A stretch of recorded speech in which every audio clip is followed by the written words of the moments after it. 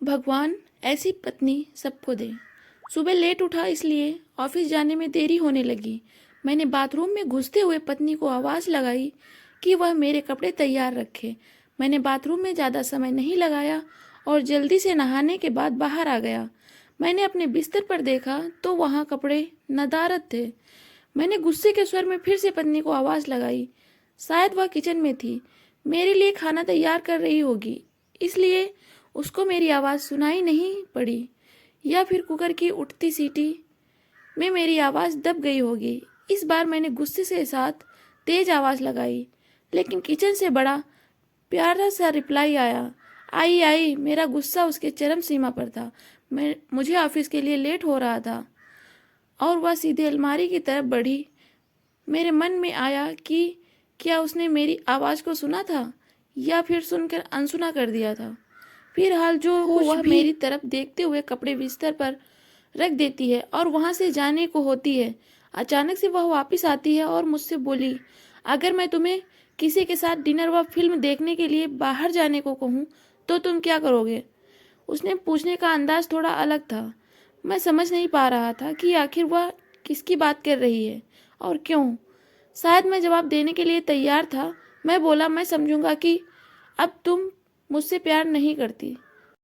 उसने गुस्से अथवा प्यार में मेरी तरफ देखा, लेकिन फिर अगले ही पल अपने ओठों पर हल्की सी मुस्कान को दबाते हुए बोली, मैं आपसे प्यार करती हूँ, लेकिन यह औरत भी अपने आप से बेपनाह प्यार करती है, शायद मुझसे भी ज़्यादा, और आपके साथ कुछ समय बिताना चाहती है।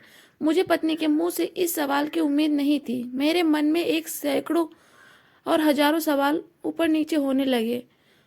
और वो किससे मिलवाना चाहती है? ऐसे हजारों सवालों के साथ मेरा मन मुझे घेर रहा था। आखिर मैंने पूछ ही लिया कि किसकी बात कर रही हो। पत्नी ने बिना कुछ बोले एक तस्वीर की तरफ इशारा कर दिया। वह तस्वीर मेरी माँ की थी, जो मुझसे दूर रहती थी, जिससे कई महीनों से मैं नहीं मिला था। शायद काम की वजह से मैंने उन्हें फ़ोन भी नहीं किया था। मैं अपनी व्यस्तता के कारण उन्हें समय नहीं दे पा रहा था। मैंने पत्नी की तरफ देखा। पत्नी ने मुस्कुराहट के साथ मेरा मोबाइल मुझे थमा दिया। मैंने माँ को फ़ोन किया और उनसे रात का खाना खाने और साथ में फिल्म देखने के लिए कहा। माँ मेरी आवाज़ सुनकर खामोश हो गई। शायद करूर स्वर था, तुम ठीक तो हो ना? तुम दोनों के बीच कोई परेशानी तो नहीं? माँ ने पूछा। उसके लिए मेरा एकाएक इस तरह फ़ोन करना शायद किसी परेशानी का संकेत था। नहीं, कोई परेशानी नहीं, बस मैंने सोचा था कि आपके साथ बाहर जाना एक सुखद एहसास होगा। मैंने जवाब दिया और कहा, बस हम दोनों ही चलेंगे। उन्होंने इस बारे में एक पल के लिए सोचा और फिर कहा, ठीक है। शुक्रवार की शाम को जब मैं उनके घर पहुंचा तो वह मेरा इंतजार कर रही थी। मुझे देखकर उनका चेहरा खुशी से चमक उठा, जैसे वर्षों के बाद खोई कोई दौलत अचानक उन्हें मिल गई हो। मैंने माँ के पैर छुए और उन्हें गाड़ी की तरफ ले जाने लगा। वह बार बार मेरी तरफ देखकर हल्के हल्के मुस्कुराकर गाड़ी की तरफ बढ़ रही थी। कार में माँ ने बताया कि उन्होंने अपनी एक दोस्त को बेटे के साथ खाने के लिए बाहर जाने की बात बताई। वह काफ़ी प्रभावित थी। फिलहाल हम माँ के पसंद वाले रेस्टोरेंट तक पहुंच चुके थे, जो कि दिखने में अब भी अच्छा और आरामदायक था। अंदर जाकर हम दोनों एक बैठ गए। मैंने पास रखे मेनू को उठाया और पढ़ने लगा। एकाएक मेरी निगाह माँ पर पड़ी। वह अभी भी मुझे देख रही थी, लेकिन इस बार वह मुस्कुराहट गायब थी। वह उदास दिख रही थी। शायद मैंने मेनू में तो ज़्यादा समय नहीं लगा दिया। मैंने मेनू को साइड में रखते हुए माँ से खाने के लिए पूछा। उन्होंने मेनू की तरफ इशारा करके मुझसे कहा, तुझे याद है जब तू छोटा था और हमारे साथ बाहर खाने आता था तो मैं तेरे लिए इसी तरह मेनू गौर से देखती और तेरे लिए अच्छा सा खाना ऑर्डर करती थी जो तुझको पसंद था। लेकिन अब वक्त बदल गया है, महंगाई भी बहुत हो गई है, तो शायद मेनू में कुछ नया देख रहा हो। माँ का जवाब सुनकर मेरी आंखों से आंसू निकलने लगे थे, लेकिन मैंने खुद को संभाला और कहा, माँ इस बार मैं आपके लिए मेनू पढ़ना चाहता हूँ। इसके बाद मैंने एक बढ़िया सी डिश माँ के लिए ऑर्डर की। खाने के समय माँ ने मेरे बचपन से लेकर अब तक के कई किस्से सुनाए। मुझे ऐसा लग रहा था मानो मैं वापस बचपन में आ गया हूँ। मुझे उस समय इतनी खुशी हो रही थी मानो सारी कायनात इसके आगे फीकी हो। बातों ही बातों में समय का पता ही नहीं चला। मैं माँ के साथ थोड़ा और वक्त बिताना चाहता था, लेकिन अंधेरा हो चुका था और माँ को उनके घर वापस छोड़ना था। इन शब्दों का मतलब बाद में समझ आया, लेकिन फिर हाल में माँ को लेकर उनके घर पहुँच गया। अब वक्त था माँ से विदाई लेने का। माँ ने एक उम्मीद के साथ मेरी तरफ देखा और कहा कि अगली बार मैं उन्हें बिल का पेमेंट करने दूं तो वो मेरे साथ दोबारा डिनर के लिए आना चाहेंगी।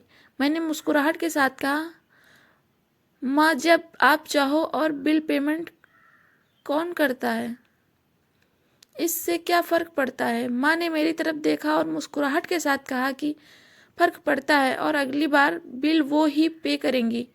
इसके बाद मैंने माँ से विदाई ली और अपने घर की तरफ चल दिया। घर पहुंचकर देखा तो पत्नी मेरा इंतजार कर रही थी। उसने पूछा, कैसा रहा आज का दिन। बहुत बढ़िया, जैसा सोचा था उससे कई ज़्यादा बढ़िया, मैंने जवाब दिया। इसके कुछ दिन बाद अचानक मुझे माँ के देहांत की सूचना मिली। उन्हें दिल का दौरा पड़ा था। यह इतना अचानक से हुआ कि मैं कुछ समझ नहीं पा रहा था। मैंने माँ के लिए कुछ भी तो नहीं किया था। मैं वापस उनके साथ समय बिताना चाहता था, लेकिन अफसोस अपने व्यस्त समय की वजह से मैं माँ के लिए समय नहीं निकाल पाया। लेकिन अब पछताए होता क्या, जब माँ थी तब समय नहीं, और अब जब माँ नहीं तो पछतावा और अफसोस। माँ की मौत के बाद मुझे एक लिफाफा मिला। इस लिफाफे में उसी रेस्टोरेंट की एडवांस पेमेंट की रसीद के साथ माँ का एक खत था, जिसमें माँ ने लिखा था, मेरे बेटे, मुझे पता नहीं कि मैं तुम्हारे साथ दोबारा डिनर पर जा पाऊंगी या नहीं, इसलिए मैंने 2 लोगों के खाने की अनुमानित बिल का एडवांस पेमेंट कर दिया है। अगर मैं नहीं जा पाऊँ तो तुम अपनी पत्नी के साथ भोजन करने जरूर जाना। उस रात तुमने कहा था ना कि क्या फ़र्क पड़ता है, मुझ जैसी अकेली रहने वाली बूढ़ी औरत को फ़र्क पड़ता है। तुम नहीं जानते, उस रात तुम्हारे साथ बीता हर पल मेरे जीवन के सबसे बेहतरीन समय में एक था। भगवान तुम्हें सदा खुश रखे। तुम्हारी माँ। इंसान को दुख अपने को खोने के बाद होता है। अगर समय रहते एहसास हो जाए तो जीवन में छोटी छोटी बातों